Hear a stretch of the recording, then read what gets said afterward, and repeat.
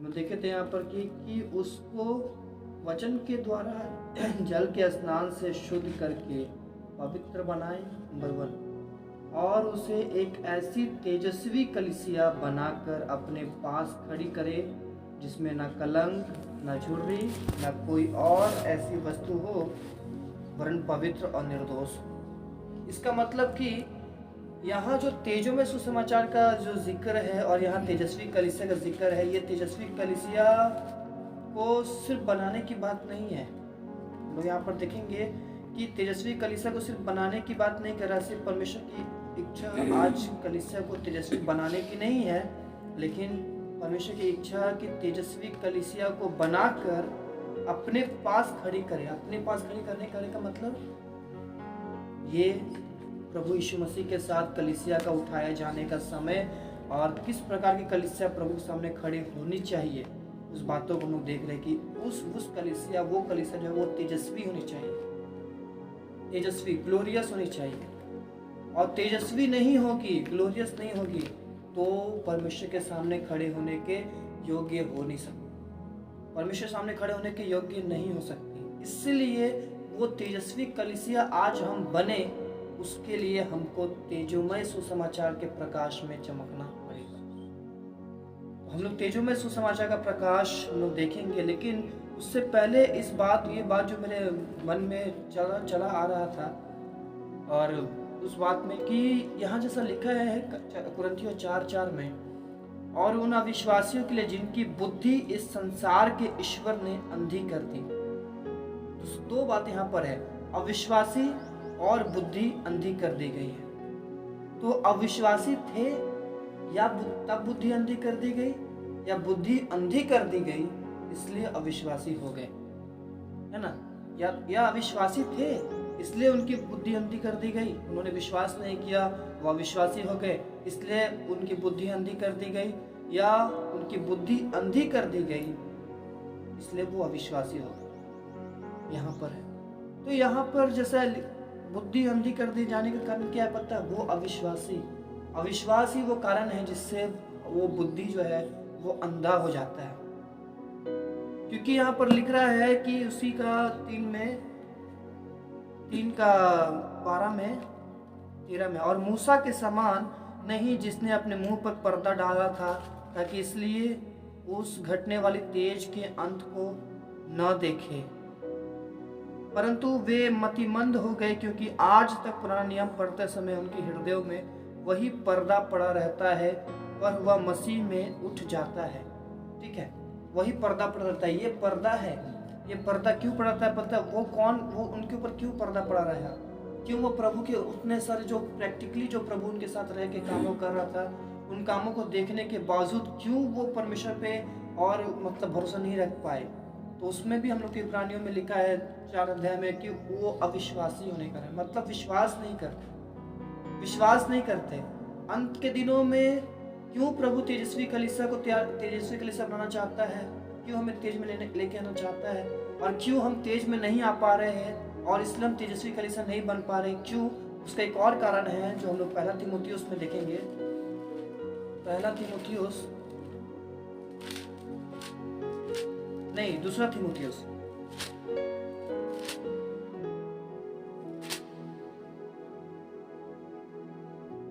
दूसरा तीमुथियुस और उसका 3 अध्याय, उसका 5 पद। वे भक्ति का भेष तो धरेंगे पर उसकी शक्ति को ना मानेंगे, ऐसों से परे रहना। भक्ति का भेष तो धरेंगे लेकिन उसकी शक्ति को नहीं मानेंगे। आपको पता है ये बातें किसके लिए लिखी जा रही है? अन्य जातियों के लिए नहीं लिखी जा रही है, ये बातें कलीसिया के लोगों के लिए लिखी जा रही है। क्योंकि कौन है जो उसके भक्ति का भेष धरते हैं? कौन है जो चर्च में बैठ के आराधना करते हैं? कौन है जो और प्रभु का नाम लेते हैं, प्रार्थना करते हैं, वचन पढ़ते हैं, प्रचार कर सुनते हैं, सुनाते हैं? कौन है जो भक्ति का भेष धरे हुए? ये हम ही हैं। हम भक्ति का भेष तो धरे हुए हैं लेकिन हम उसकी शक्ति को नहीं मानते। इस कारण से क्या है कि वो तेज जो है वो हमारा उसका जो प्रकाश है वो हम पर नहीं चमक पा रहा। क्योंकि ऐसे लोग हैं, ये अंत के दिनों के लोग हैं जो भक्ति का भेष धरे हुए हैं, लेकिन उसकी शक्ति को नहीं मान रहे, उसकी शक्ति को नहीं मान रहे, और कि उनका बुद्धि अंधी कर दी गई। तो किस प्रकार से अंधी कर दी गई? किस प्रकार से अंधी कर दी गई है?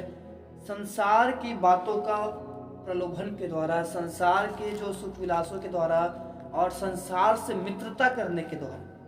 सबसे पहला अविश्वासी वो क्यों हुए? बुद्धि अंधेरी तो बाद में की गई, लेकिन अविश्वासी पहले क्यों हुए? वे विश्वास से भटक गए, इसलिए उनकी बुद्धि अंधी कर दी गई। क्योंकि यहाँ पर साफ लिखा है पहला तीमुथियुस में ही उसका पहला अध्याय में कि उस अच्छे विवेक को, उसका 9 पद में, और विश्वास और उस अच्छे विवेक को थामे रह, जिसे दूर करने के कारण उस अच्छे उस विश्वास और अच्छे विवेक को थामे रह, जिसको दूर करने के कारण, यानी ये विश्वास और ये अच्छा विवेक, ये जब दूर होता है तो हमारा विश्वास रूपी जहाज टूट जाता है, डूब जाता है। ये विश्वास और अच्छा विवेक जब दूर होता है, और कहीं तो एक यहाँ ये भी लिखा है नए नियम में कि उस विश्वास की रखवाली कर जो हर एक को सिर्फ एक बार सौंपा गया है। ऐसा भी लिखा है कि मुझे पद नहीं पता, तो यहाँ वो भी लिखा है कि उस विवेक उस विश्वास को थामे रह जो सिर्फ एक ही बार थामा गया है। हाँ 19 पर, सॉरी यहाँ पर ये था ना, ठीक मारा हुआ था, एक बार सौंपा गया है। उस विश्वास को जो दूर करने के कारण, उस विश्वास को दूर करने के कारण और अच्छे विवेक को थामे नहीं रहने के कारण, और हमारा विश्वास रूपी जहाज डूब जाता है और हम अविश्वासी हो जाते हैं। तो किस प्रकार से वो विश्वास दूर होता है? सवाल ही सवाल आ रहा है प्रभु, और अपने वचन से हम लोग को जवाब दे रहे हैं। किस प्रकार से हम लोग उस विश्वास से दूर हो जाता है? क्यों हम लोग उस विश्वास से क्यों हम लोग का वो विश्वास हमसे दूर हो जाता है? तो उसका मरकुस रचित सुसमाचार, उसका 4 अध्याय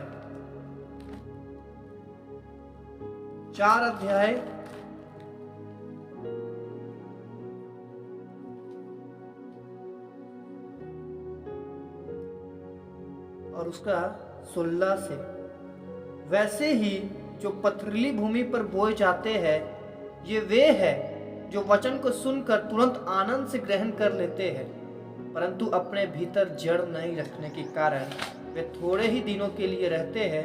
इसके बाद जब वचन के कारण उन पर क्लेश या उपद्रव होता है तो वे तुरंत ठोकर खाते हैं।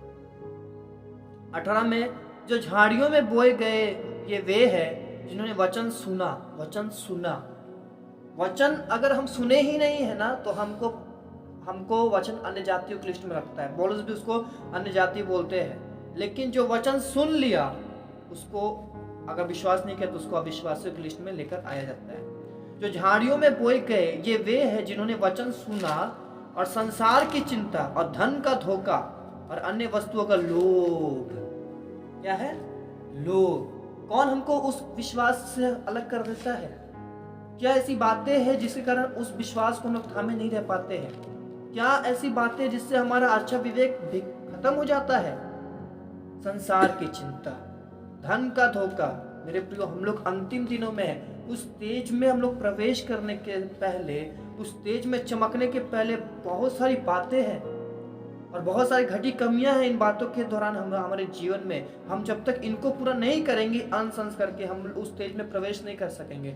और उस तेज में प्रवेश नहीं कर सके, गारंटी मैं बोल रहा हूँ, क्योंकि वचन गारंटी बता रहा है, हम प्रभु के सामने खड़े होने के योग्य बन ही नहीं पाएंगे।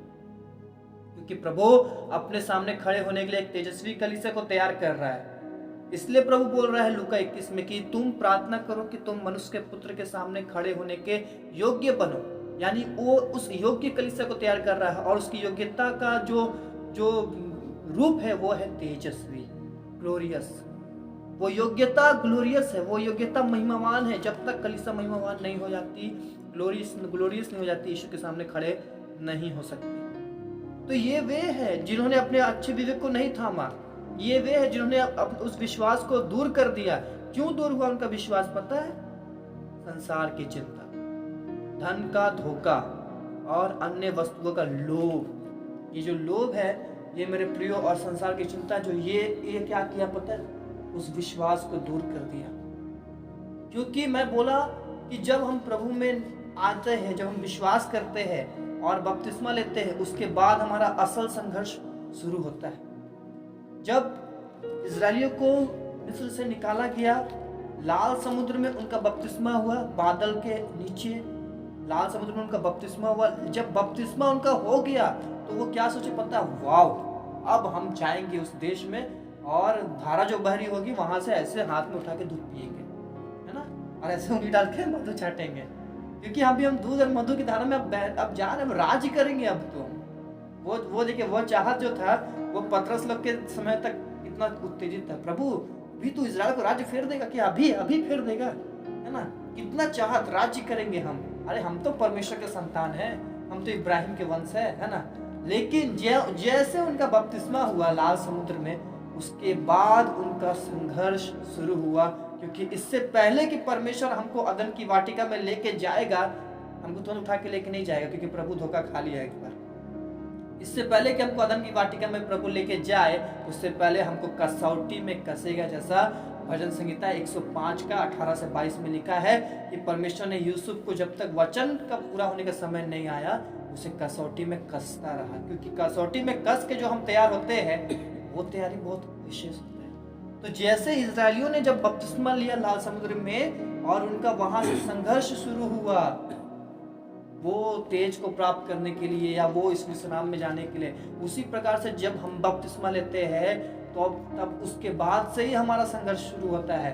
बहुत लोगों का मन में क्या था, बपतिस्मा ले लिए, अरे अब तो हम मेरे पास जादू के छड़ी आ गया, अब तो हम जो कर चाहेंगे वो करेंगे, अब तो हम आशीष से भर चुके हैं, हमको तो प्रभु आशीष का वर्षा करेगा, आकाश के झरोखे खोल के। बहुत सारी बातों को हम सोचते रहते हैं, लेकिन बपतिस्मा होने के बाद हमारा संघर्ष शुरू होता है। इसका बहुत बड़ा ये गवाही है कि हम बपतिस्मा लेने के बाद, और किसका, भाभी का शायद, है ना, बपतिस्मा लेने के बाद उनके भाई का डेथ हो गया था। जब वो बपतिस्मा ली, उसके बाद उनका भाई का डेथ हो गया था। तो उस वक्त से हमारा संघर्ष शुरू होता है, उस वक्त से हमको विश्वास को थामने की जरूरत होती है, उस वक्त से हमारा संघर्ष, असली संघर्ष शुरू होता है मेरे प्रियो। और इसलिए बोल रहा है कि वो जड़ नहीं पकड़े, संसार का धोखा, संसार की चिंता, धन का लोभ और ये सब कुछ मिलके क्या किया, लोभ जो है वो सब चीज मिलकर हमको उस विश्वास को, जिसको हमको थामिल करने की आवश्यकता थी, और उस विश्वास से हमको दूर कर दिया गया। वो विश्वास से हमको दूर कर दिया गया, क्योंकि ये सारी बातें हैं जो हमें परमेश्वर का बैरी बना देती है। और अगर हम ये सारी बातें अगर हमारे अंदर है तो हम परमेश्वर के बैरी है, तो क्या हम परमेश्वर के बैरी होकर वो तेजोमय प्रकाश में चमक पाएंगे? याकूब उसका 4 अध्याय और उसका 4 पद, याकूब 4:4, हे व्यभिचारिणियों, क्या तुम नहीं जानती कि संसार से मित्रता करनी परमेश्वर से बैर करना है? अतः जो कोई संसार का मित्र होना चाहता है, वह अपने आप को परमेश्वर का बैरी बनाता है। परमेश्वर का बैरी बनाता है, यानी हम बैरी हैं। संसार की बातें हमारे अंदर पाई जाती है, लोभ की बातें हमारे अंदर, लोभ क्या बातें, आत्मिक बातें हैं। लोभ आत्मिक बातें हैं, चिंता आत्मिक बातें हैं। बहुत सारी बातें प्रभु ने बोला कि जो मनुष्य के भीतर से निकलती है वो अशुद्ध करती है। एक और बात है जो अशुद्ध करती है, और वो ये है कि जो आज्ञा प्रभु ने दिया हम उसका उल्लंघन करें, वो भी हमको अशुद्ध कर देती है। और अशुद्धता अगर हमारे अंदर रहेगी, हम यीशु के सामने नहीं रह सकते, हम उसको कभी देख नहीं सकते। प्रभु ने कहा कि तुम किसी बात की चिंता मत करना। क्यों बोला प्रभु लिस्ट क्यों नहीं दिया कि तुम इस बात की चिंता मत करना, इस बात की चिंता मत करना, इस बात की चिंता करना, इस बात की चिंता मत करना, इस बात की चिंता करना, ऐसे करके क्यों नहीं बोला प्रभु सीधा बोल रहा तुम किसी बात की चिंता मत करना। तो किसी में कोई भी बात आता है तो हम क्यों चिंता करते हैं? हम इसलिए चिंता कर लेते हैं ना मेरे प्रियो, क्योंकि हम उसी को समझ नहीं पाए। प्रभु ने बोला किसी भी बात की चिंता मत करना। शैतान का फर्ज क्या है पता है? ठीक है, तुम किसी बात की चिंता मत करो, लेकिन तुम एक बात का चिंता कर लो। एक बात का चिंता तो कर लो, और तुम्हारे पास हम बहुत सारा तुमको क्या देंगे, सपोर्ट देंगे। हाँ भाई, हम मनुष्य है, इतना तो चिंता होगा ही होगा, इतना तो चिंता होगा ही होगा। बस वही आ गई है। वहीं आ गई अशुद्धता। प्रभु ने बोला चिंता नहीं करना। शैतान हमको चिंता कराता है, और हम जब परमेश्वर की आज्ञाओं पर नहीं चल रहे, वही वचन को पूरा नहीं कर रहे, वही है अशुद्धता। कभी तेज में हम नहीं आ सकते, कभी वो प्रकाश हमारे ऊपर नहीं चमक सकता।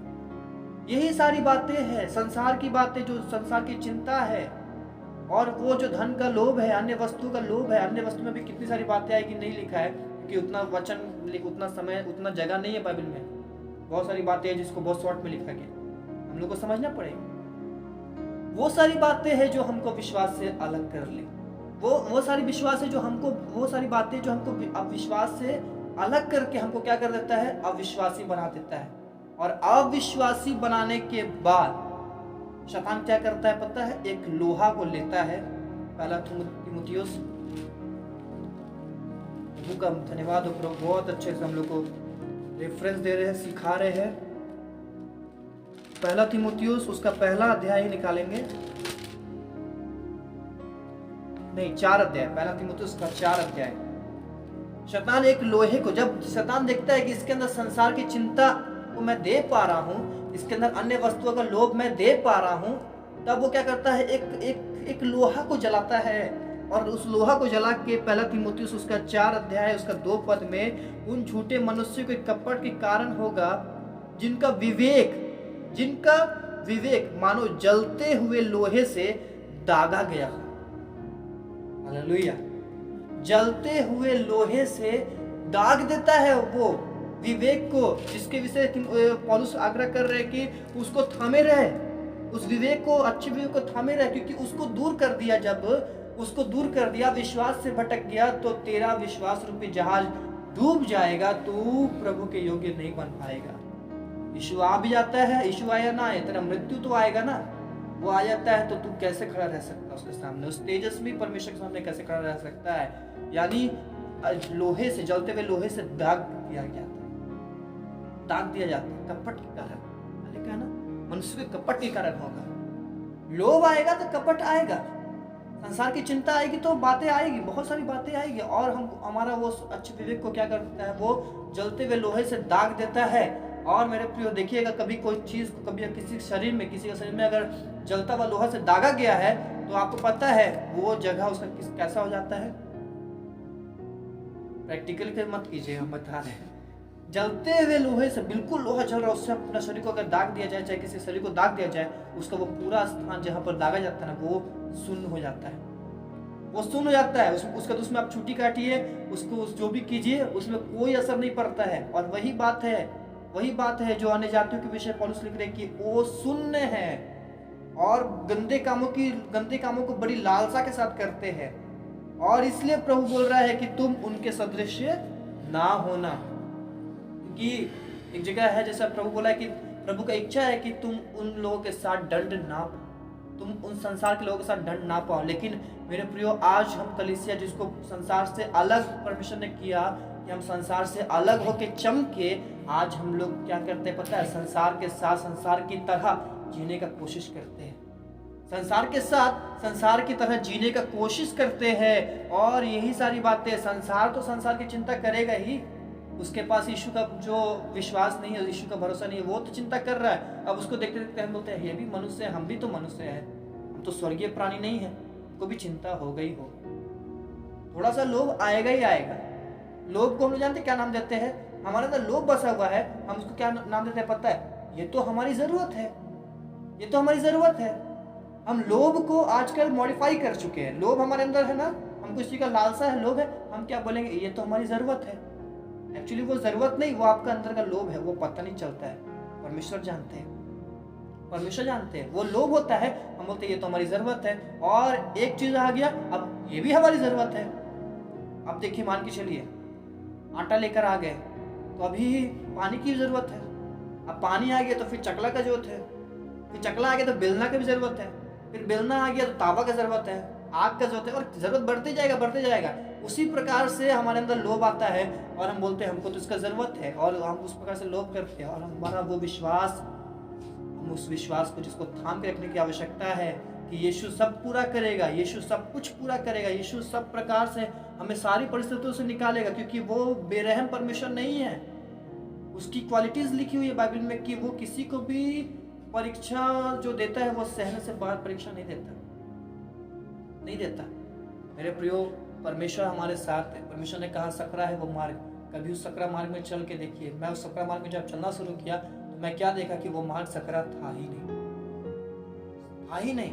परमेश्वर देखता है कि सकरा मार्ग सुनकर कौन आता है। जब करने लगे वो चीज तो ऐसा अनुग्रह मिलने लगा कि उसमें भी आनंद मिलने लगा और लग नहीं रहा था कि वो मार्ग सकरा है। लेकिन उसको अगर संसार की दृष्टि से अगर जब मैं देखता हूँ तो क्या देखता हूँ, बहुत कठिन है।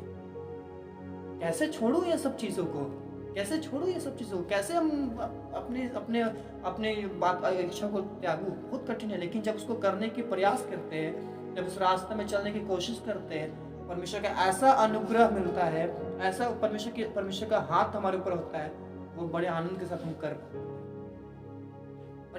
पाते हैं। बुद्धि अंधेरी क्यों कर पाया वो पता है? क्यों हमें विश्वास से भटका पाया? क्यों हम विश्वासी हो गए, अविश्वासी हो गए? क्योंकि ये सारी बातें हमें विश्वास से अलग कर देता है। संसार की चिंता, मनुष्य पर भरोसा, ये सारी बातें हमको परमेश्वर के प्रेम से अलग कर देता है, उस विश्वास से अलग कर देता है। हमारा अच्छा विवेक खराब हो जाता है। कई बार हमारे जीवन में ऐसा होता है। देखिए, अगर हमारे पास कुछ लोग आने लगती है, कोई बातें आने लगती है ना, कोई मतलब ऐसी बातें जो बहुत हम एक्साइटेड हो जाते हैं ना, उस समय हमारा विवेक काम करना बंद कर देता है। हमारा विवेक काम नहीं करता, हम स्थिर नहीं हो पाते, प्रभु से पूछते तक नहीं कि प्रभु हमें ये करना चाहिए कि नहीं करना चाहिए। विवेक हमारा डाउन होने लगता है और हम उसी को करते हैं और बाद में पछताते हैं। इसीलिए और बहुत गहरे से समझने की आवश्यकता है। तेज में तो हम लोग बाद में जाएंगे, पहले ये कि अविश्वासी हम कैसे हो गए।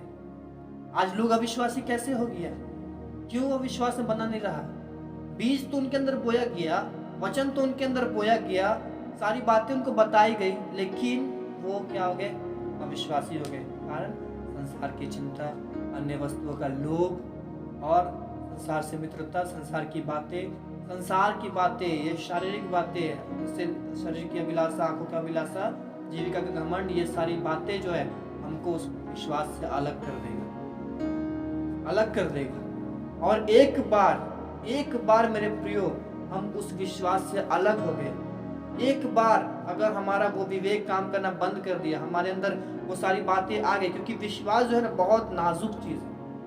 विश्वास जो है बहुत नाजुक है, बहुत सेंसिटिव है। अभी जैसे यहाँ अभी हम एक बहुत कोमल एक फूल को रखेंगे और उस फूल के ऊपर अगर हम कोई भारी भरकम चीज को रख देंगे तो फूल का हालत कैसा होगा? वैसे ही विश्वास बहुत नाजुक है, बहुत मतलब सॉफ्ट है वो। और ये सारी जो धन का लोभ जो है, अन्य वस्तुओं का लोभ जो है, संसार की चिंता, ये सब उसके ऊपर पहाड़ की सी है और इतना उसको इस प्रकार से दबाती है कि उसको बिल्कुल मतलब उसका अस्तित्व मिटा देती है। ये बातें ऐसे, क्योंकि विश्वास जो है ना वो अनदेखे परमेश्वर पे हम लोग कर रहे हैं, जो दिखता नहीं है। वो विश्वास बहुत सॉफ्ट होता है, बहुत नाजुक होता है। लेकिन जो ये बातें है ना, ये दिखने वाली बातें जो हम पर आके सवार हो जाती है और वो हल्का सा जो हमारे अंदर प्रकाश होता है और सारी जो बातें उसको ढकते उसको क्या करता है? उसका प्रकाश को खत्म कर देता है। आवाज आना बंद हो जाता है, विवेक बात करना बंद कर देता है। प्रभु के वचन में लिखा है, ऐसे लोग जो है जो कठोर हो गए, प्रभु उनको उनके नीच कामनाओं पे छोड़ देता है, उसके वश में छोड़ देता है। क्यों? उनका विश्वास खत्म हो गया। क्यों? उनका विवेक को उन्होंने अपने विवेक को दूर कर दिया। और तब शैतान को मौका मिलता है और वो जलते हुए लोहे से दाग देता है। दाग दिया एक बार, उसके बाद पता है आप कुछ भी करिए आप शून्य हो जाएंगे। मुझे नहीं पता, उतना दूर तक मैं नहीं जानता, प्रभु जानता है कि उसके बाद भी क्या हमारे पास ये मौका रहता है, उसके बाद भी क्या हम मतलब प्रभु के पास लौट के आ सकते हैं शून्य होने के बावजूद, प्रभु जाने।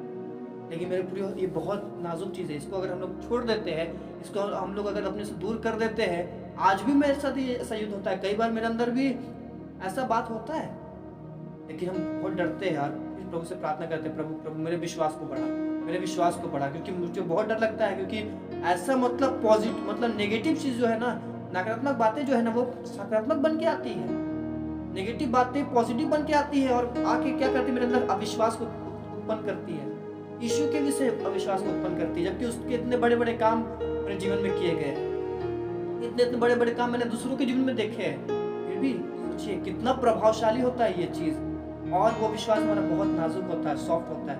हमको उसको थामे रखने के लिए पौलुस बोल रहे हैं, उसको थामे रख। और कहीं लिखा है कि एक ही बार वो विश्वास सौंपा गया है, एक ही बार। अगर उसको हम दूर कर देते हैं फिर तो बहुत मुश्किल। इसलिए जाने में भी लिखा है कि ऐसे व्यक्ति अगर विश्वास से भटक गया, उसको मन फिराने के लिए फिर से नया बनाना होना है। मेरे प्रियो, अभी जो समय चल रहा है, और मेरा ही हृदय इस बात की गवाही दे रहा है, ऐसा नहीं है, दुनिया में जितने परमेश्वर के भक्त पाए जा रहे हैं उन सब का हृदय इसके लिए पूर्ण रीति से तैयार ही कर रहा है, पूर्ण रीति से गवाही दे रहा है कि अब हमारा प्रभु आ रहा है, अब हमारा प्रभु आ रहा है। लेकिन उसके आने से हमको लाभ क्या है? अगर हम उस तेज में नहीं चमक रहे तो क्या लाभ है? हम रहेंगे, हम मेरे साथ में रहेगा, वो चला जाएगा, हम यहाँ छूट जाएंगे। प्रभु भी बोल रहा है, एक ले जाएगा, एक जाएगा, एक छूट जाएगा। यानी प्रभु ने बोला है वो पूरा होगा, कोई तो जाएगा, कोई तो छूट जाएगा, हम छूट जाएंगे। जरूरत है मेरे प्रियो कि हम क्या करें और उस विवेक को रखें, उस विश्वास को हमें रहना है, ताकि हम उस तेज में चमक लें। परमेश्वर से हम प्रार्थना करेंगे कि प्रभु हम लोग को अनुग्रह दे, ये सारी बातें जो आज भी हम पे प्रभाव डालती है, मैं तो जानता हूँ मुझ पे तो प्रभाव डालती है, लेकिन ये परमेश्वर का अनुग्रह है और मेरा समर्पण है कि प्रभु से मैं मांगता हूँ अनुग्रह, और परमेश्वर मुझे फिर से उसमें और मुझे बलवंत करते जाता है। और इस तरह से क्या मैं उस विश्वास को कि वचन हमें चेता दिया, एक बार हमने उसको अगर छोड़ दिया, हमारा विश्वास पे जहाज डूब जाएगा, यानी हम भी डूब के बर्बाद हो जाएंगे। और ये मौका मिलेगा शैतान को कि वे जलते हुए लोहे से उस विवेक को, हमारा विवेक को दाग देगा, ताकि हम सुन्न हो जाए, ताकि हम दोबारा उसमें कभी लौट के ना आने। तो प्रार्थना करेंगे कि हमारे लिए सिर्फ नहीं, लेकिन हमारे साथ साथ पूरे विश्व की कलीसिया के लिए, सब लोगों के लिए, हमारे झारखंड के लोगों के लिए, सारे मसीही लोगों के लिए जो परमेश्वर की बाट जो रहे हैं, बाट तो जो रहे हैं, लेकिन वो उस तेज में चमकने के लिए प्रयास नहीं कर रहे, उनके अंदर बहुत सारी ऐब पाई जाती है। परमेश्वर अनुग्रह दे कि हम उन सब बातों से दूर नहीं पाए, क्योंकि वचन में लिखा है कि वो क्या करेगा, तेजस्वी कलीसिया बनाकर अपने पास खड़ा तो करेगा, लेकिन उससे पहले हमें वचन के द्वारा जल के स्नान से पवित्र करेगा। तो प्रार्थना करें कि प्रभु हमको आप आज ही पिता हमें अपने जल के स्नान से पवित्र कर, शुद्ध कर, हमें उस तेज में ले चल प्रभु, कि हम छूटना नहीं चाहते, हम अपने उस पितृ भूमि से अलग नहीं होना चाहते। आइए प्रार्थना करें।